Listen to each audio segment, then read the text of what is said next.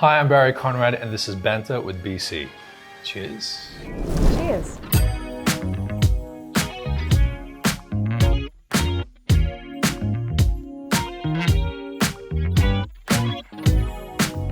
And today I'm here with my guest, Cassie Howarth. Cassie, do you want to introduce yourself to the people? Sure. I'm Cassie. Hi. I'm an actress, worked in film, television, and some stage work. We like to start with something called two truths and a lie. Do you know how this works? Yes, I think so. You're up. My two truths and a lie. Okay. I speak fluent Italian. I have a pet bull.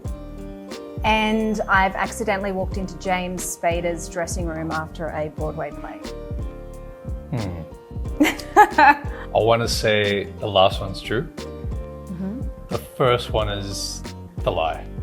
You have a bull. What is it? Good. Did I get that right? Yeah, you did. I feel like this is the very first time I've got this right.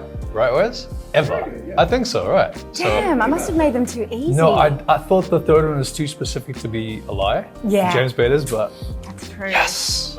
How did you know I had a bull? I don't how know. would you- It's the vibe. I just kind of felt like That's the vibe I give off. Thank you. I'm dyslexic. My very first acting performance was a school production of The Lion, the Witch, and the Wardrobe, and I have no tattoos.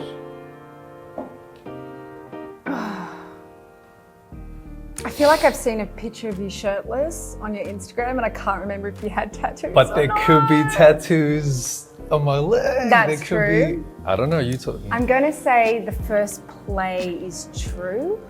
Where's that? I just feel like that would be something you would do.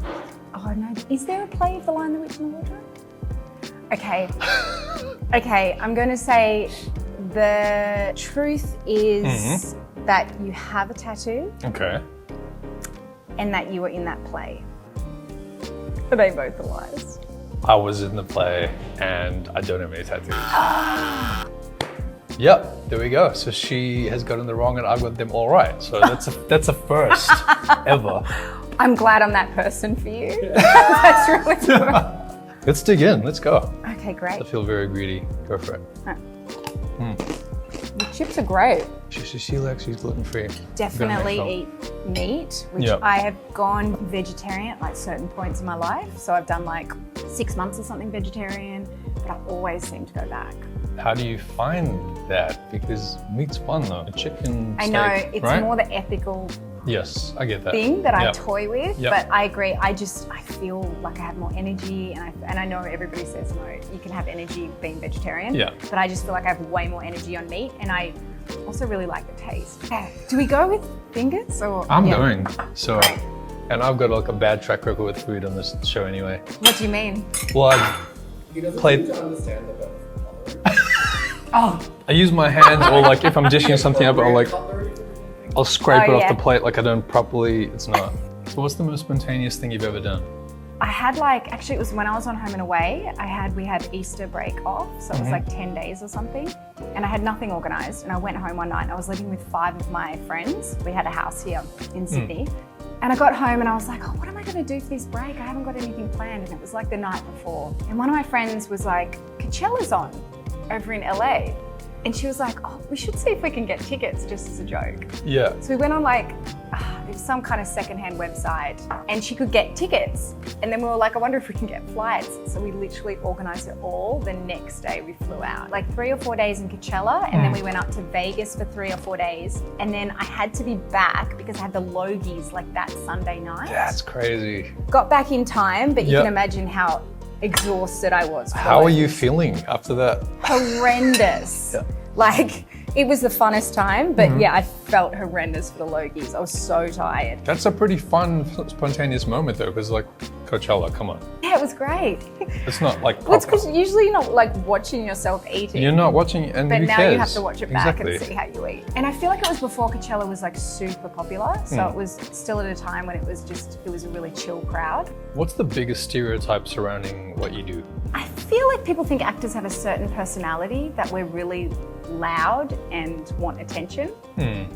And a lot of actors I know are not like that. Right. Actually, if anything, they're quite reserved, particularly the ones, that kind of work all the time. But then again, it's just like any profession. You have all sorts of personalities. But I feel like there's a bit of people have an impression of you already before they meet you. That you'd be like this loud, like walk into the room like, hey, I'm here, Yeah, sort of or thing. you want the attention, or Yeah. you're craving, like, whereas I don't think that's necessarily true. And also for a lot of my friends as well. What about you? Like when you go to an event, for example, No, I'm definitely do you not. walk in and what's going through your head? Like the logies, like It what's your... depends. To me, it's all about who I'm with at an event. Yeah. So if I'm with friends, then I'm going to have a good time Yeah. anyway.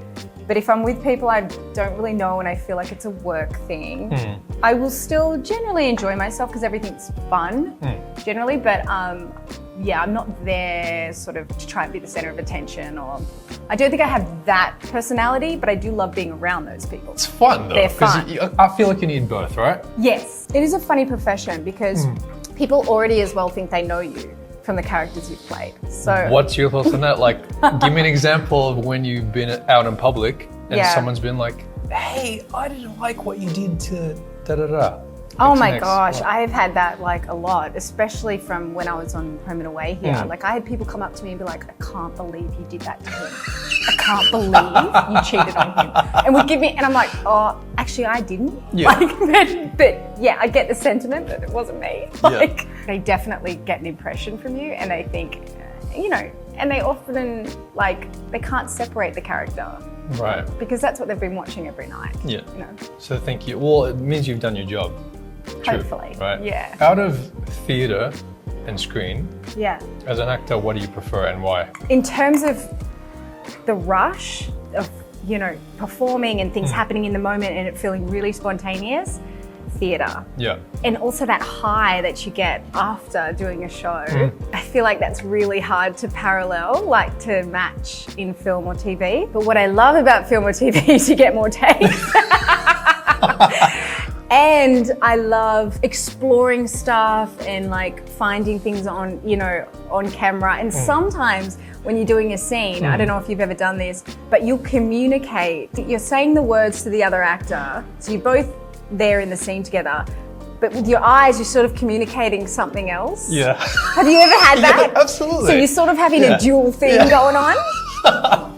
Which is Like fun. the camera's over there, Yeah, like we need like to you- shuffle yeah. over here, or like so you've got like Yeah. two things going on. I also find it technically, I'm always learning on set, so that's something I really enjoy as well. But yeah, I love the rush of theatre. I love that anything could happen and it could go wildly wrong. It's exactly what you said, because every night is different Yeah. in theatre. Yeah. You don't know what you're going to get. You could even like lose a line. You could drop a prop. Oh, like, I've done all of those. all of those things. Yeah. And that's also part of the adrenaline rush, right? My grandfather played all instruments and my grandmother was a singer and played the piano. And so, Wow, okay. and he was in big bands. So I have it in my family. And so since I was young and my mum could sing, all my cousins, they're all singers. One Yeah, of my right. cousins is an amazing singer. She was a coach on The Voice. Oh, Like wow. she's an amazing. Okay. So when I started singing when I was younger, they're kind of like, nah, she doesn't have it. You're know, a great like- actor. Yes. I love you so good. Just keep up with ballet, doll. Like that was it. Huge. What is that? Thank you so much, Angela. What's one of the most memorable roles you've had and why? I did this job in Belgium. It was such a bizarre script and it was not anything I had thought I would work on. Like the character, nothing of it that it was so interesting, and the fact that we were shooting in Europe and the other actors in it were actors I really wanted to work with. So I took the job and I went over and it was honestly like the best experience, to the point I haven't even seen the full finished product. Right. But the experience of going there and just working with those actors and having a ball and being in Europe for 6 weeks, and also just the way we all stayed in this little village that was just had these amazing little restaurants, and we'd go down and get like saucisson and cheeses from the local little like markets, and at the end we all went to Paris for a week, and it was just one of those experiences where I'm like, it almost like it didn't feel like work at all. Wow. And it almost didn't matter what the outcome was. It was Yeah. really the journey of The experience of it. Yeah. And can you say what it was? Like, what was the project that? Yeah, so they've changed the name of it. It was called Trunk, Okay. like in America, Trunk. Like the trunk of the car. Yeah, but they've changed the name of it since, because it's on Netflix in Europe, and I'm not sure. Will it be on Netflix in Australia? Will we get to see it? Like, I don't think so. I'm not sure. Maybe. That's pretty cool. I love those experiences where you think it's one thing, but what actually happens exceeds that. Yeah, Do you know what I and mean? it was totally like I nearly didn't take the job, and then because it was just wasn't quite sure, the script wasn't exactly what I would have usually done. But then once I did, it was just the best. Yeah. And you know what? I think it's all about not just the IMDb, it's about the experience and the people you meet as well. That's what makes part of acting rewarding. Oh, absolutely. And The I still have those relationships. friends. Yeah, Yeah. exactly. Every job is like that. I mean, you can really tell the jobs that you walk away from and you go, that was amazing, are the jobs where you got along so well with the cast and crew. Really, always, I find. And when someone comes into your life through a job and it really leaves an impact on you and you stay friends, sometimes maybe just for that moment, but it just maybe adds a degree of change to your life. It's like, wow, like I didn't know this, or this has maybe awoken something in me or confirmed something I was thinking. It's just, I think everything's about relationship. You have to trust your scene partner, for example, and your crew, but when you actually make friends, there's nothing like that. Oh, I Like agree. meaningful connections. And you're in such an intense situation Yeah. for a certain amount of time. So you Yeah. are spending like really long hours of a day together. And so whatever kind of pretense you all went into it with, that falls away super quick. Yeah, exactly. Because you're going through a lot of different scenarios with each other. And I think that's what builds really strong relationships as well. I 100% think that the same thing. Yeah. So good. So the AMTP over in the States proposed that background actors or actors can be scanned, like their faces, their Yeah. bodies, and that their likeness can be used for eternity without any consent or any permission. What are your thoughts on that? What's your stance on AI replacing actors? Like replacing our jobs, essentially. Okay, so I'll answer that twofold. So the first question, Yeah. that's really sad to me and it's horrendous because I feel like I know people who have made whole careers from being extras and background actors. And so essentially I don't really understand how that profession could exist in the future if they're doing this, because why wouldn't they just Yeah. get enough replicas that they don't need to keep hiring? You know, they don't need fresh faces if they've got so many, and they can also make new versions of those faces Yeah. with likeness. I mean, it's endless. So for that, obviously, I feel like that's a huge worry. Yep. And then in terms of perhaps the more featured actors, whether or not it'll replace us, obviously that's what they're trying to fight for. And I think it would be really sad if that was also to happen. Yep. But I do feel like technology is moving in a way and at a pace that I'm not sure how we can harness it Yeah. or pull it back. What I do think is that we can perhaps change our preferences for what we view.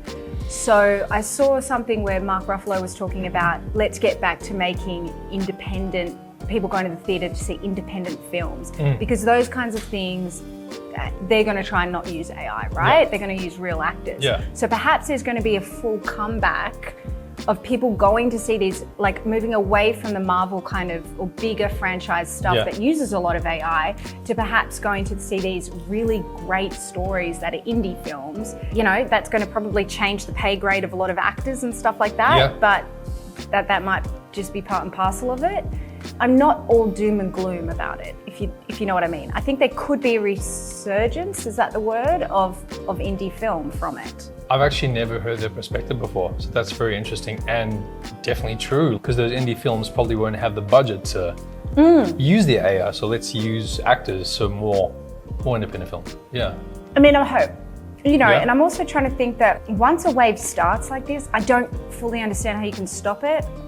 I think there will be a place for it, Yeah. and there will be a place and an audience for not having that, for having real actors in Yeah. films. That's what I'm hoping. I think that's not going anywhere. I Yeah. feel like we have to live with it. If we're gonna have this in our reality, let's find a compromise. Like it can't be all replacing. Well, Like, it you know, hasn't come started on. with actors, it started with writers, right? I think. Yeah. Yeah, and I mean, not just in our industry. I Yes. feel like writing across the board, whether you're, you know, a novelist, novelists now are going to be up against AI written material. Yeah. And there's also journalists, and I mean, it's endless. I know So people even we're writing just their one emails. industry. Chat. It's the Right? same. It's exactly the same thing. Yeah, but if there's a way to work with this and move forward, I think that's the more desirable outcome. Yeah. rather than saying, oh no, because it's too late for that. It's way too late for that. Yeah. I love the independent film thought. That's awesome. Well, good. Let's Yep. hope it happens. I feel like every time you start rolling, I'm going to shoot my hands. Which actor would play you in a movie about your life? I have no idea. Could be living anywhere in the world. But they can American. be any age. Any age. Well, I mean, if they had to do a biopic right now of Cassie, Maybe Jennifer Connelly. How old is she now? we're not maybe- ageist on this show, so No. I don't know. I but say she could because she can play, and if she's a bit older, I Yeah, think she she's a looks bit older pretty than me, but she can, she looks great. Yeah, she exactly. looks really That's good. why I'd have her play shout me. out to Yeah. Jennifer Connelly. It's a good choice. I also think she's an awesome actress. She's amazing, actually. Who would play you? No, straight. Yeah, Absolutely. I see that. That's what I was see thinking. that. Michael B. Jordan. I've had other answers for other episodes, but I don't want to give the same one, so I'm going to say Michael B. Okay. He's a gun. He's awesome. Yeah, that's a good choice. Cool. So Cassie, can't use that. Hold on. See, You're this is right. what I do. And this is the thing. Don't judge me, because I always do this. I just kind of go scrape. How is that bad? What's Because wrong with like in that? a restaurant, fine dining friends, and like, bro, you can't do that. That's You have to not pick how up each individual you have piece. to like have special utensils and stuff. Okay, Wow. anyway, whatever. I've failed as well then in that case. When I finished university, I moved to New York. Looking back on it now, it was so difficult at the start because I didn't have a lot of money. I had gone there without anywhere to live. Like, I thought I'll just work it out when I To get New there. York. To New York, yeah. I Okay. mean, I had a scholarship with a dance company, so I was like, I had 3 months kind of sorted in terms of what I would do each day, but I still hadn't really organized accommodation. Like things just fell into place. Yeah. Because as I think that when you're following your dream or a passion, things do sort of fall into place. But then there was obviously like really challenging times that I look back on now and I'm like, wow, I don't know how I stuck it out. The highs were so high, but the Yeah. lows were so low. And also just not having anything to really fall back on apart from, well, I guess I just have to go home because I didn't know anybody there and I didn't Right. know, yeah. And why New York? So what made you decide to go there rather than LA or somewhere else? New York was because I got this scholarship with the Broadway Dance Center over there. I just grew up on like films that were set in New York. I loved musicals. I love, all of that is New York City. I love And New York, by the the way. history of New York, yeah, like Yeah. that's, I don't know, I was also like, I guess screaming for adventure, I Yeah. wanted something really far from my home and I grew up on like a farm in Australia, so I Yeah. didn't really, that was so foreign to me. I'm really glad I did it and it was challenging at the time, but it turned out to be one of the best things, one of the best decisions. How long was that whole stint for in New York? Nearly That 4 scholarship? years in the Really? end. Yeah. So timeline-wise, scholarship in New York, and then Mm-hmm. when did Hannah Wilson happen?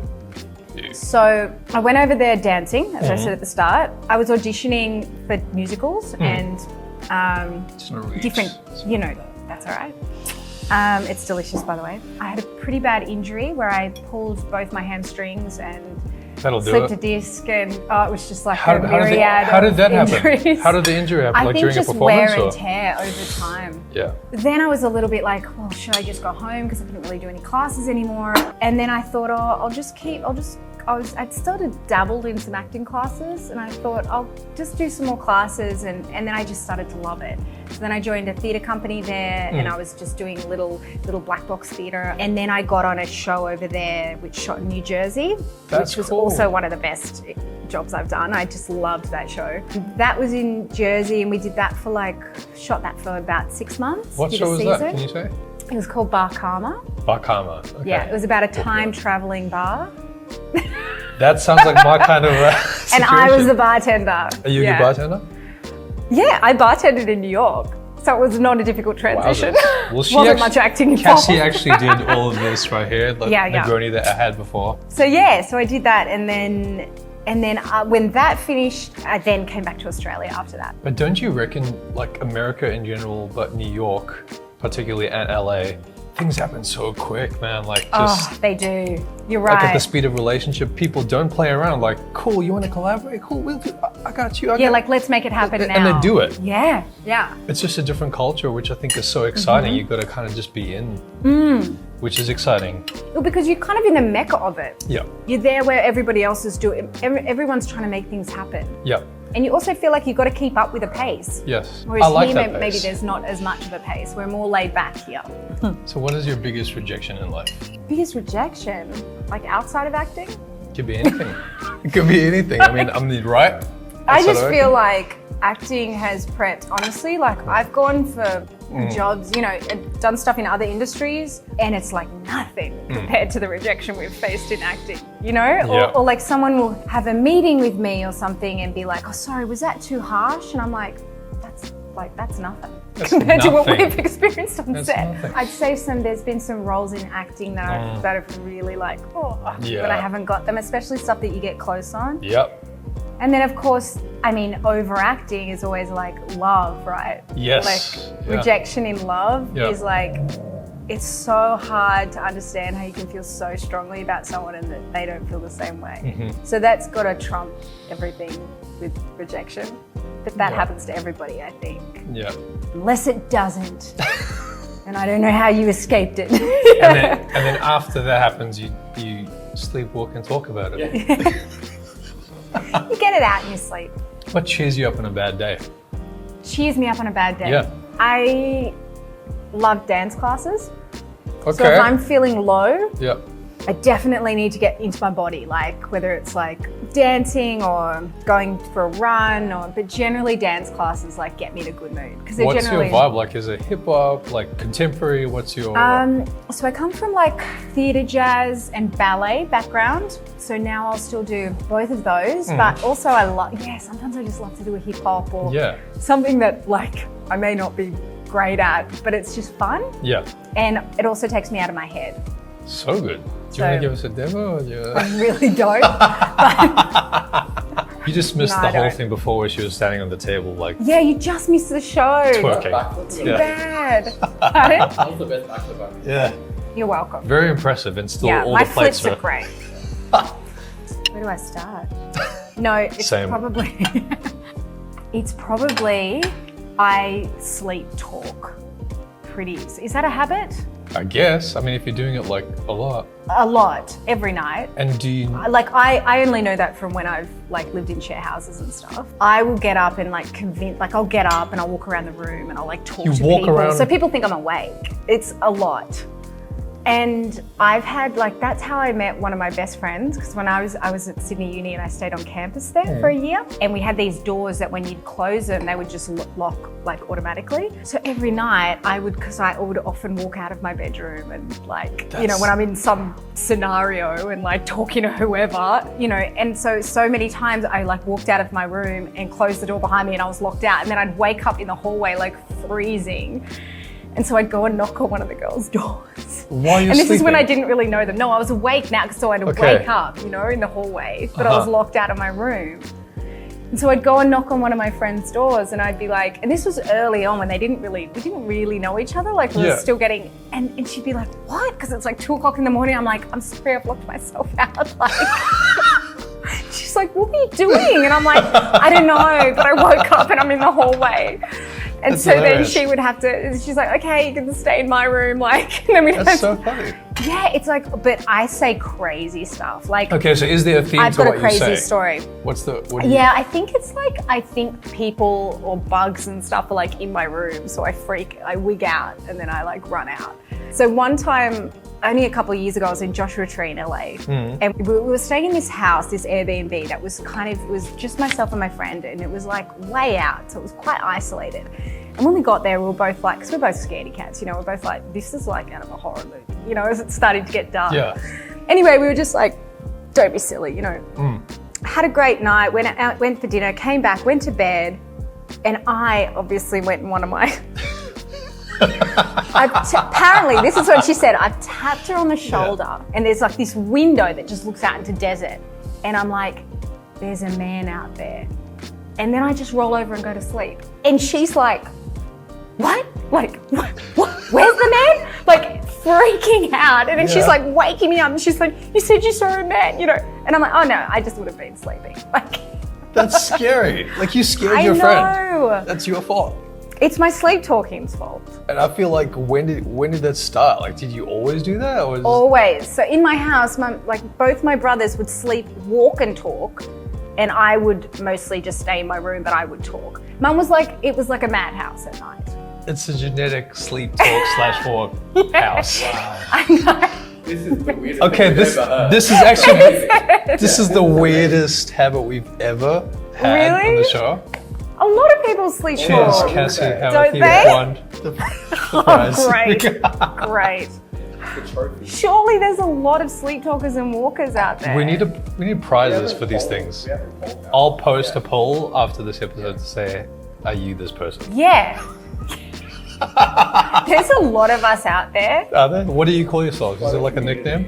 Yeah. We're just trying to, we're just like everybody else, guys. So to finish things off, we like to hit you with some fast trivia. You ready for this? No. The president of SAG-AFTRA is? Fran Drescher. Correct. Which two female actors hold the record for the most Logie Award wins with 5 apiece? Come on, Cassie. Oh, I've got no idea. Is Georgie Parker one of them? Lisa McCune and Asha Ketty. Asha Ketty for sure. Which iconic American actress and activist also had a long, successful career in the fitness industry? Jane Fonda. Correct. Which actor or actress starred in Maggie's Plan and is also the director of the Barbie film? Oh, it's Greta. Is it? Greta Gerwig. Gerwig. Yeah. Correct. Cassie, thanks so much for coming on the show. Really appreciate Thanks it. for having me, Yeah. Barry. Yeah, It was awesome. great. Yeah, And thanks for the food. Delicious. delicious. If you love this episode of Banter with BC, don't forget to like, comment, share, and subscribe. Thanks for watching, and we'll catch you next time.